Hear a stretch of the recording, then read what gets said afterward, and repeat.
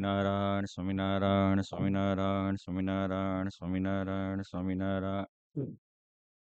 કરુણામય ચારુલોચનમ શરણાયાત જનાર્તિમોચનમ પતિતો ધરણાય તત્પરમ સહજાનંદ ગુરુમ ભજે સદા. બોલો શ્રી સ્વામિનારાયણ ભગવાનની જય. શ્રી હરિકૃષ્ણ મહારાજની જય.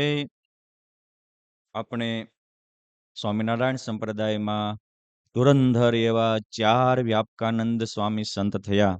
એમાં કનોજ ગામના રામાનંદ સ્વામીના શિષ્ય મોટા વ્યાપકાનંદ સ્વામીનું આખ્યાન સાંભળી રહ્યા છીએ. વલ્લભરામ અને વિઠ્ઠલ સુખરામ આ બંને મિત્રો ભગવાનને ભેટવા માટે કુટુંબ પરિવારનો ત્યાગ કરી વિચરણ કરતા કરતા લોજમાં આવ્યા. અને જેને ખરેખર સાચા સંતની જરૂર હોય અને ભગવાનની ભૂખ હોય અને ભગવાન સાચું આપે ને આપે. આ નિયમ છે નીરવભાઈ. એટલે ત્યાંના લોકો એમને કહેવા લાગ્યા કે તમે ચિંતા કરતા નહીં, શંકા લાવશો ના કસી ઉર, ફેર નહીં પડે, જાઓ જરૂર, એકવાર રામાનંદ સ્વામીના આશ્રમમાં જાઓ. અમે અનુભવ્યું છે કે એ ચપટી વગાડતામાં બધાને પરમાત્માનો સાક્ષાત્કાર કરાવે છે. સ્વામિનારાયણ સંપ્રદાયમાં 3000 ઉપરાંત પરમહંસો થયા. એક યોગ સમ્રાટ ગોપાળાનંદ સ્વામી એવા હતા કે પોતાની પાસે આવે અને બધાને પુરુષોત્તમ નારાયણનો તત્કાળ અનુભવ કરાવે. આવ્યો હોય અને બીજે દી અનુભવ કરાવે. અને બીજા એવા સમર્થ ઉર્ધ્વા અવતાર રામાનંદ સ્વામી હતા કે જે કોઈ એની પાસે આવે અને પુરુષોત્તમ નારાયણની અનુભૂતિ કરાવે. અને આ રામાનંદ સ્વામી નહોતા બોલતા. જેને અનુભવ કર્યો એ નિશંકપણે છાતી ઠોકીને કહેતા કે જાઓ, એ તમને પુરુષોત્તમની અનુભૂતિ કરાવશે. એટલે જેને અનુભવ હોય, અનુભવ છે એ હવનો રાજા છે. એટલે ગુજરાતી કહેવત છે કે જ્યાં ન પહોંચે રવિ ત્યાં પહોંચે કવિ, અને જ્યાં ન પહોંચે કવિ ત્યાં પહોંચે અનુભવી. અનુભવી સર્વોત્તમ છે. આવી રીતે ટકોરા બંધ વાત સાંભળી અને એ વલ્લભરામ ને સુખરામ બંને રામાનંદ સ્વામીના આશ્રમમાં લોજમાં આવ્યા. એ સમયે રામાનંદ સ્વામી એક સુંદર આવી રીતે પાટ ઉપર બેઠા હતા. ફરતું એનું સંત મંડળ ભક્ત મંડળ સ્વામીના મુખથી નિસરતી ગંગાના પ્રવાહ જેવી પરમાત્માની કથામૃતનું રસપાન કરતા હતા. એ જગ્યાએ આ બંને મુમુક્ષુઓ દંડવટ કરી નમસ્કાર કરી અને બેઠા. અને એક દ્રષ્ટિએ રામાનંદ સ્વામીને જોવા લાગ્યા. પછી સ્થિર કરી મન સ્પષ્ટ બેઠા રામાનંદ સ્વામી કરી દ્રષ્ટ. હતો પ્રસંગ તે પળ એવો, જિજ્ઞાસુને જાણવા જેવો. આ સમયે રામાનંદ સ્વામી શું વાત કરતા હતા? તો કે બધા જ જિજ્ઞાસુઓ જેને ભગવાનને પામવાની ભૂખ છે, બધા એ જાણવા માણવા જેવો છે. સંત હરિજન સૌની સમક્ષ કરે વાર્તા સ્વામીજી દક્ષ. દક્ષ એટલે હોશિયાર, ભૂત ભવિષ્ય વર્તમાન તઈ નહીં કાળનું જાણનાર. એ એવી વાત કરે છે કે પ્રભુ પ્રગટ છે જે અવિનાશી, તેવું તેજ રહે છે પ્રકાશી. તેથી અથ ઇતિ બધી વાત હતી સાંભળાવતા ભલી ભાત. રામાનંદ સ્વામી આ સમય છે આઈ થિંક વિક્રમ સંવત 1852-53 નો. રામાનંદ સ્વામી કે છે સાંભળો, આજે ધરતી ઉપર પ્રગટ પ્રભુ પ્રકાશી રહ્યા છે, અનંત આત્માનો ઉદ્ધાર કરી રહ્યા છે.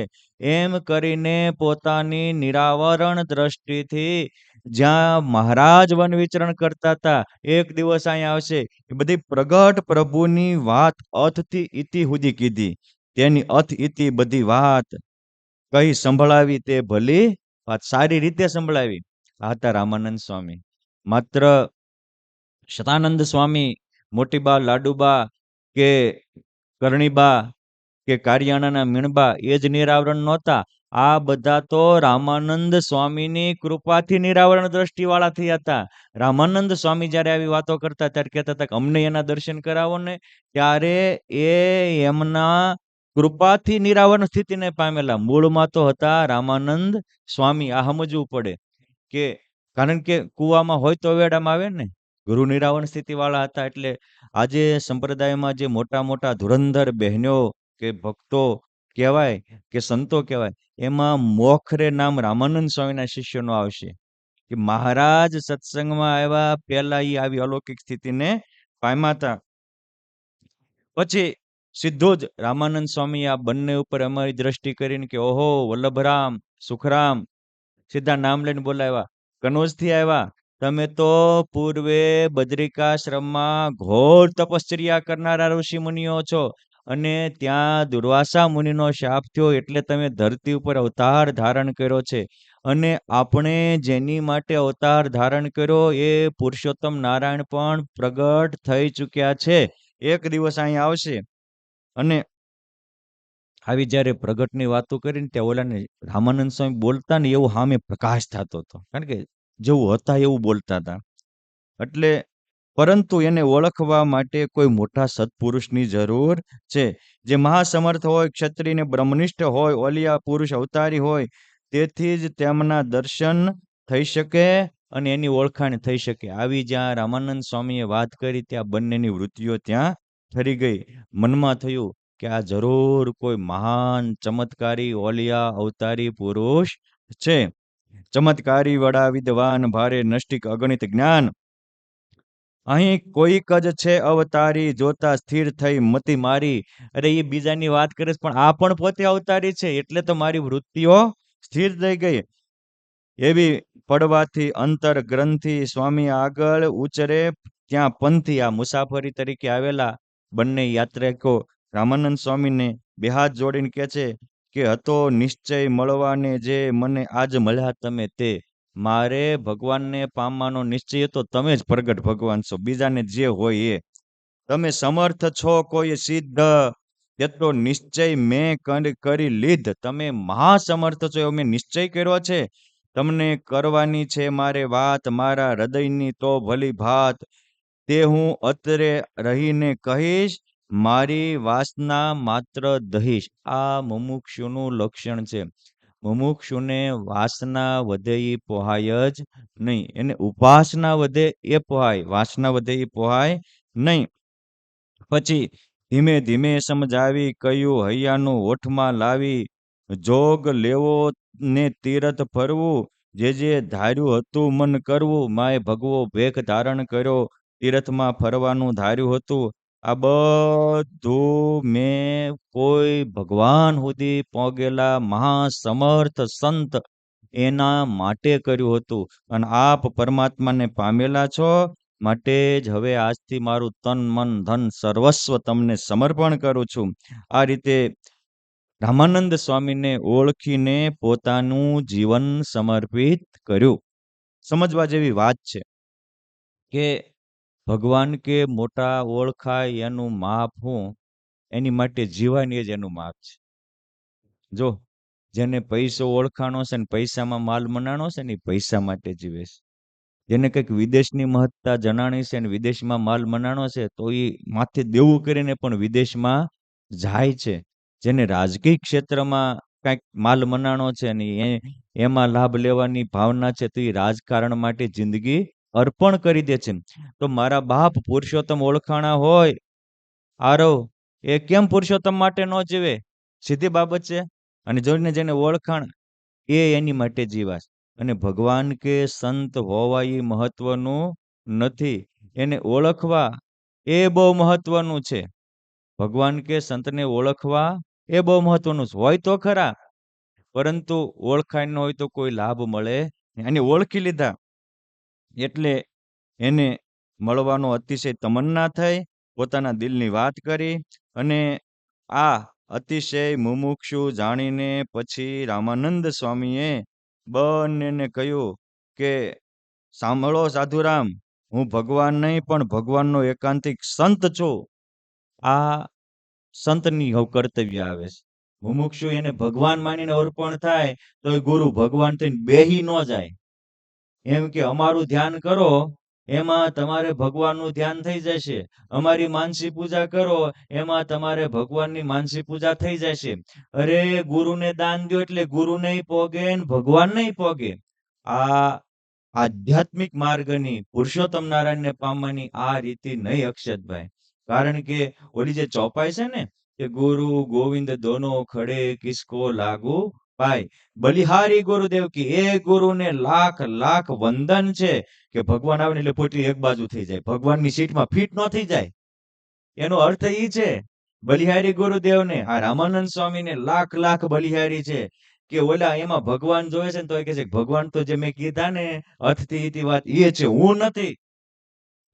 નકર તરત જ થઈ જાય. ગોપાળાનંદ સ્વામી વાતુમાં લખ્યું છે કે 200 500 1000 માણા માનવા માંડે ને પછી જીવને ગંડવા હાલે છે. ગંડવા હું આજ.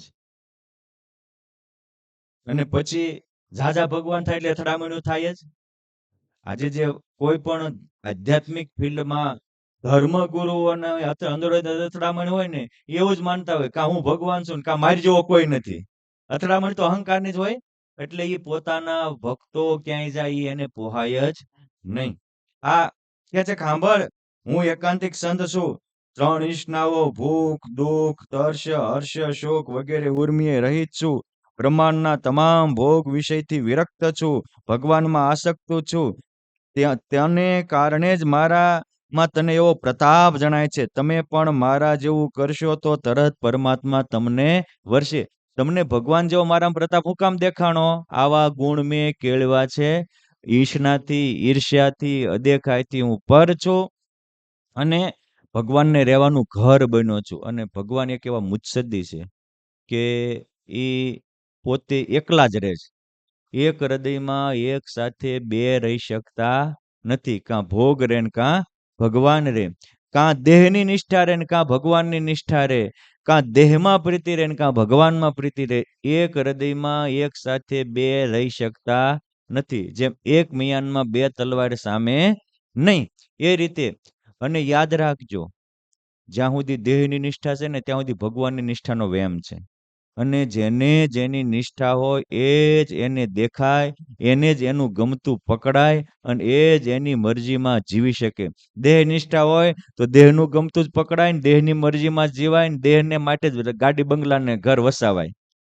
એને ઈશ્વરની નિષ્ઠાનો તો વેમ છે, વાસ્તવિકતા નથી. કેમ જે કુદરતની વ્યવસ્થા છે, એક હૃદયમાં એક હારે બે નિષ્ઠા રહી શકતી નથી. હા, આપણને મારે નિષ્ઠામાં ખામી છે એ પકડાશે તો ધીરે ધીરે એ પંથે આગળ વધાશે અને ભગવત નિષ્ઠા સુધી પહોંચાશે.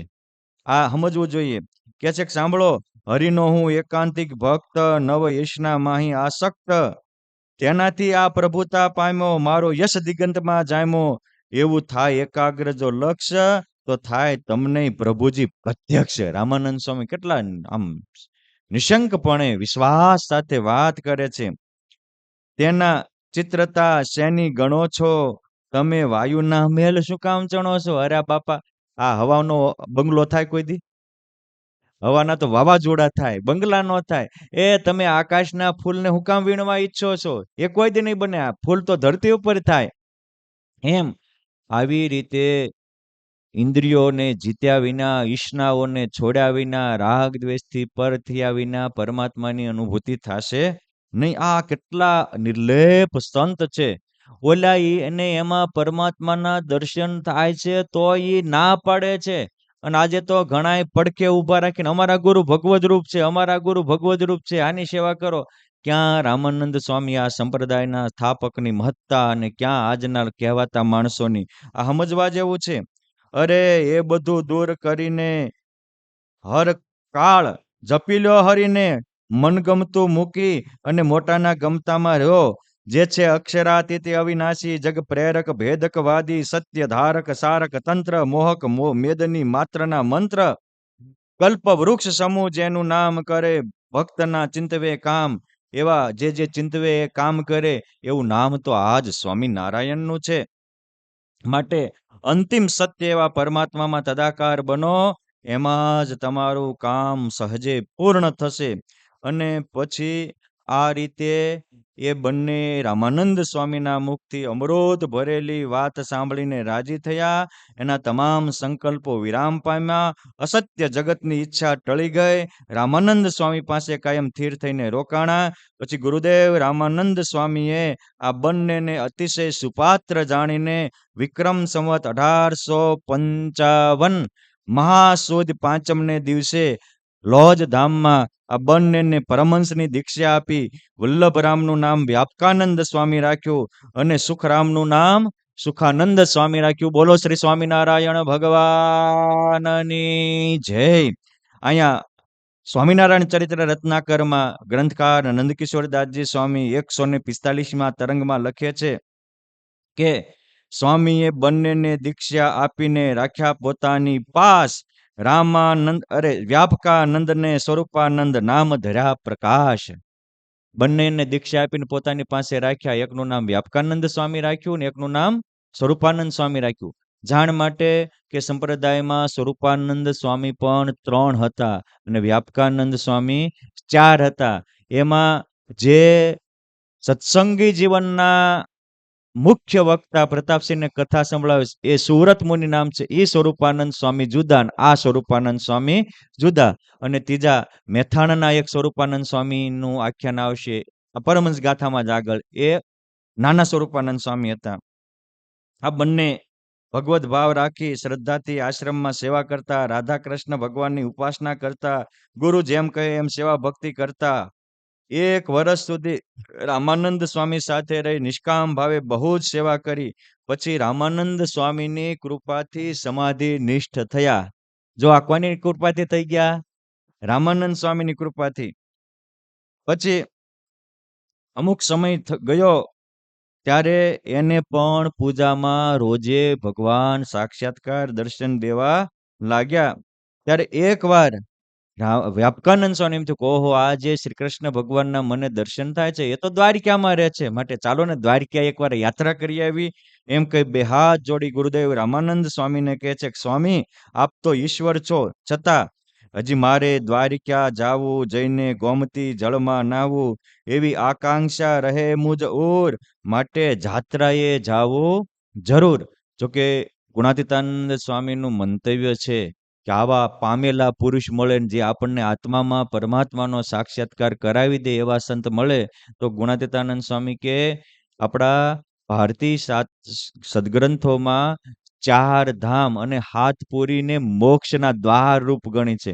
પણ ગુણાતીતાનંદ સ્વામીનો અનુભવ છે કે 4 ધામ ને 7 પૂરી જો સાચા સંત મળે તો પૂરી, અને નહીતર ન્યા ગયા હોય તો જીવન રહે અધૂરી.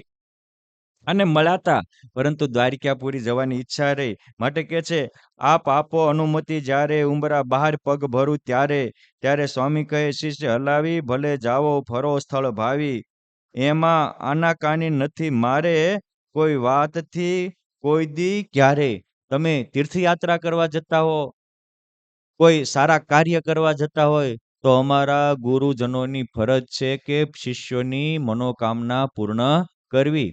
આ પરંપરા ભગવાન સ્વામિનારાયણ સમયે પણ હતી, રામાનંદ સ્વામી પાસે હતી કે શિષ્યને કોઈ શુભ વિચાર હોય તો ગુરુ પાસે એ કહી શકે અને ગુરુ રજૂ કરી શકે. અમુક ગુરુજનો એવા પણ હોય છે કે શિષ્ય વર્ષોથી ત્યાં નિષ્કામ ભાવે સેવા કરતા હોય અને એને દિલમાં એમ થાય કે મને સાધુની દીક્ષા આપે તો સારું, અથવા મારી દ્વારા આ કામ કરાવે તો સારું. એટલે ગુરુ એનું પત્તું જ કાપી નાખે એવો એક રૂમમાં બેસાડી દે તો ઓલો બિચારો મુજાઈને મરવા માંડે. આ સ્વામિનારાયણ સંપ્રદાયની મૂળ પરંપરા નહીં. રામાનંદ સ્વામી પરાપારનું દેખતા હતા તોય એને તીર્થયાત્રા જવાની છૂટ આપી અને કહે છે કે જાઓ, તમારે દ્વારિકાની યાત્રા કરવી હોય તો જજો, પરંતુ હું તમને એક વાત કહું છું એ મારી મગજમાં રાખજો કે હે સાધુરામ, હવે આ મારું શરીર વૃદ્ધ થયું છે, ક્યારે આનું પડી જાય એનો કોઈ નિર્ધાર નથી. જેવું પ્રારબ્ધ હશે ને પ્રભુની ઈચ્છા હશે એવું થશે. પણ કાન ખોલીને સાંભળી લો, ટૂંક સમયમાં તમને જેના દર્શન થાય છે, સમાધિ થાય છે, એ સર્વ કારણના કારણ, સર્વ અવતારના અવતારી, દેવોના દેવ, રાજાધિરાજ મહારાજ પુરુષોત્તમ નારાયણ આપણા અક્ષરાધિપતિ પુરુષોત્તમ નારાયણ આપણા આશ્રમમાં આવશે. એ જ આ સત્સંગના ધણી થશે. માટે એ પુરુષોત્તમ નારાયણને ભેટવાનો અવસર હવે નજીક છે. માટે તમે દ્વારકા જાવ એનું મને કોઈ દુઃખ નથી, પરંતુ યાત્રા કરીને તરત પાછા આવી આવજો. હવે આ રામાનંદ સ્વામીએ કહ્યું કે સાચું છે કે ખોટું છે? અક્ષિતભાઈ, હે નીરવભાઈ, સાચી વાત છે ને? આટલું રામાનંદ સ્વામીએ ભલામણ કરી ત્યારે કહે છે, ગુરુદેવ તમે એ ચિંતા કરતા નહીં, તમે મને ખોટી વાત શામાં શાફસ ફસાવો, હું ટૂંક સમયમાં સમજુ છું. તમે જેદી આવ્યા ત્યારે એ પુરુષોત્તમ નારાયણની વાતને પ્રકાશી હતી, માટે હું ટૂંક સમયમાં પાછો આવીશ. આમ કહી અને પછી આપ જેને ધર્મધુરા સોંપશો એ ધર્મ ધુરંધર જ હશે, એના ચંદ્ર સરીખા જીવન હશે, નિર્મળ જીવન. અને હું પાછો આવીશ. નથી થયો, થવાનું થાશે, નક્કી ક્યારનું મેં કર્યું ક્યાં છે? ગુરુદેવ, મેં નક્કી કર્યું છે કે આ ઈ કોઈ સામાન્ય વ્યક્તિ નથી, આવશે જ. ત્યારે રામાનંદ કહે, વાણી નિશ્ચયતા મેં તો તમારી જાણી, એવું ધારવું વ્યર્થ તમારું, જરા ધ્યાને કહ્યું લ્યો મારું વચન. તમે એમ કહેશો કે તમે જ ભગવાન છો, એ છોડો, ભગવાન આવનારા છે એમાં દિલ જોડો. અને એ જે આવનારા છે એ જ સૌ અવતારના અવતારી કૃતિ, જેની ત્રિલોકથી ન્યારી કરવા કોટી કોટી જીવના કલ્યાણ, આજે પોતે પ્રગટ્યા પુરુષ પુરાણ. મારાથી અમિત તેજ, વેદ નેતિ નેતિ જેને કહે જ, જેને વેદો નેતિ નેતિ કરીને ગાય છે, મારા થકી કરોડો ગણો જેમાં પ્રકાશ છે. અને તમને એ જ મળશે અક્ષરધામી, મનમોહન માણકી ગામી. એ પુરુષોત્તમ નારાયણ મળશે. અને જેનું ઐશ્વર્ય ન જ કળાય, એવા પોતે પ્રતાપી પર્વત પ્રાય. એ બહુ પ્રતાપી છે, જે આવશે ત્યારે ખલશે. પરંતુ અત્યારે મેં કીધી એ વાત તમે ધ્યાનમાં લ્યો. જલ્દી દ્વારકાની યાત્રા કરીને પાછા આવજો. રામાનંદ સ્વામી પ્રગટ પુરુષોત્તમની વાત કરે ને આ રામાનંદ સ્વામી તમે જ ભગવાન છો એમ કે મારે ક્યાંય જવા આવવાનું નથી. જવા આવવાનું નથી એમ બોલે અને પાછા જવા તૈયાર થઈ જાય. જો માનવીના મનની કેવી વિચિત્રતા હોય છે, પોતાની જાતને વ્યક્તિ કેવો છેતરતો હોય છે. પછી રામાનંદ સ્વામી ની આજ્ઞા લઈ અને વ્યાપકાનંદ સ્વામી, સ્વરૂપાનંદ સ્વામી સુખે દ્વારકા તીર્થયાત્રા કરવા ગયા. પ્રભુની રમણ ભૂમિ જોઈને રામાનંદ સ્વામીની ભલામણ, રામાનંદ સ્વામી સાથે કરેલી 1.5-2 કલાકની ચર્ચા બધું જ ભૂલી ગયા. અને દ્વારકામાં જ ભિક્ષાવૃત્તિ લઈ અને શરીરનો નિર્વાહ કરી નવે નવે થળે ફરવા લાગ્યા. ઘણો સમય વીતી ગયો. આ બાજુ લોજમાં ભગવાન સ્વામિનારાયણ આવ્યા. પછી એ પીપલાણામાં રામાનંદ સ્વામી અને સહજાનંદ સ્વામીનું મિલન થયું. પછી જેતપુરમાં ભગવાન સ્વામિનારાયણે ધર્મધુરા હોંપી અને વિક્રમ સંવત 1858 અને માગશર સુદ 14 દિવસે રામાનંદ સ્વામી ફરેણીથી ધામમાં પણ વિયા ગયા. આ ભાઈ પાછા ન આવ્યા. જો આ મોટાના વચન માનવા એ આપણા માટે અવની ઉપરનું અમૃત છે. પરંતુ માનવીની નેચરાલિટી કેવી ખબર છે કે તમે અમારું માનો, અમે તમારું કાંઈ ન માનવી. આ તકલીફ છે. જે મહાભારત છે ને એ આમાં જ જન્મ્યું છે. ભીષ્મ પિતાને પોતાના પિતાના મનોરથ પૂરા કરવા માટે સત્યવતી માતા પાસે ગયા. એમના પિતા દાશરથીને બેને વિનંતી કરી કે હું યુવરાજ છું અને મારા પિતા સાથે લગ્ન કરો, એ મહારાણી થશે. તાકી યાદ રાખો, હું જ તે મારો દીકરો થાય એ જ ગાદીએ બેસે. વાંધો નહીં કે બેસાડી, પણ કે તારો થાય છે તો એ પાછો લઈ લે તો સમર્થો. કે હું નહીં લઉં પણ આ કરો. જો કોકની એ તે વખતે જરૂરિયાતનો દુરુપયોગ કર્યો. આ બહુ એવા માણસો હોય છે કે જરૂરિયાતનો દુરુપયોગ કરે. હવે સત્યવતી ભીષ્મ પિતાનું એક દોરાવાય નહોતી માની. બધી પ્રતિજ્ઞા લઈને સોગંદ લઈને પછી અહીંયા આવી હતી. હવે સત્યવતીને એવું રિયા કરે કે ભીષ્મ મારું માને, ભીષ્મ માનું મારે. હવે જ્યારે એક એના 2 દીકરા થયા અને દીકરા વગરના મરી ગયા. પછી સત્યવતી આવીને ભીષ્મ પિતાને કહે કે ભાઈ હવે મારું વચન માનો અને તમે લગ્ન કરો અને કુરુવંશની વૃદ્ધિ કરો. તો ઓલા પ્રતિજ્ઞા લઈને બેઠા હતા. અને તમે પેલા એનું માન્યું હોત તો એ તમારું માને. ન માને ત્યાં કે તું નહીં મારું માન, પણ તમે તમારું ધાર્યું જ આજીવન કર્યું છે. પછી તમારું ધાર્યું કરવા જ ઓલાનું વચન ને પ્રતિજ્ઞાઓ તોડાવવાની છે ને, તો આ ખોટું છે. માટે આપણે કોક આપણું કહે એમ કરવું હોય તો આપણે પણ કોકનું કીધું કરવું પડે. આપણને એમ થાય કે ભગવાન મારું સાંભળતા નથી, ત્યારે ભગવાન એમ થાય કે હું તો તોય તારું સાંભળું છું. તું મારું કેટલું સાંભળેશ, તું મારી વચનમાં કેટલો રહે છો. આ સમજવા જેવું છે. બધું જ ભૂલી ગયા. રામાનંદ સ્વામી વિયા ગયા ધામમાં, ત્યારે આને ખબર પડ્યું કે મને રામાનંદે છે કીધેલું તેને ભૂલીને ખતમાં ક્યાં ખેલું. માટે વચન આપ્યા મુજબ વહેલો પાછો જા, હું તો ગાફલ થઈ ગયો. આમ કહી અને રામાનંદ સ્વામીના દર્શન કરીને હું કૃતાર્થ થાવ એવી ભાવના કરતા જ્યાં લોજમાં આવ્યા, ત્યાં તો કૃપા નિધિ ગુરુદેવ રામાનંદ સ્વામી તો સ્વધામ સીધાવ્યા હતા. અને પછી ધામમાં પધાર્યાની વાત સાંભળી એટલે આવી જોયું વિલોકી, જ્યારે દીઠું ઉલટું સુલટું ત્યારે હતું સ્વામી સ્વધામ ગયેલા, ગાદી ઉપર આરૂઢ અન્ય થયેલા. જેનું ભાલ વિભૂતિ ભરેલું, નારાયણ મુનિ એવું નામ ધરેલું, જેને જોઈને કોટી કામના લાજ પામી જાય, અને જેના સ્વરૂપમાં કોઈની ખામી નહોતી, જેની પ્રકૃતિના વિલાસે અનંત બ્રહ્માંડો ઉડતા ફરતા હતા, જેની નમણી નાસિકા હતી, જેના સુંદર મજાના ગાલ હતા, જેના પરવાળા જેવા અધરષ્ટ હોઠ હતા, અને જેની આંખના ઈશારે અનંત બ્રહ્માંડો ઉડતા હતા, અને અનંત પરમહંસો કુટુંબ પરિવારનો ત્યાગ કરીને એના ચરણે થઈ જતા હતા. આવા ભગવાન સ્વામિનારાયણને જોઈ વંદન કર્યા. ત્યારે મહારાજ કે તમને રામાનંદ સ્વામીએ સેંકડો વાર કહ્યું તું જલ્દી પાછા આવજો, તોય મોડું થયું વ્યાપકાનંદ. ત્યાં કે થયું એ થયું, પણ હવે મારે રામાનંદ સ્વામી વિના જીવાશે નહીં. હવે એ રામાનંદ સ્વામી સાથે જે આત્મીયતા હતી એનું દર્શન આપણે આવતીકાલે કરશું.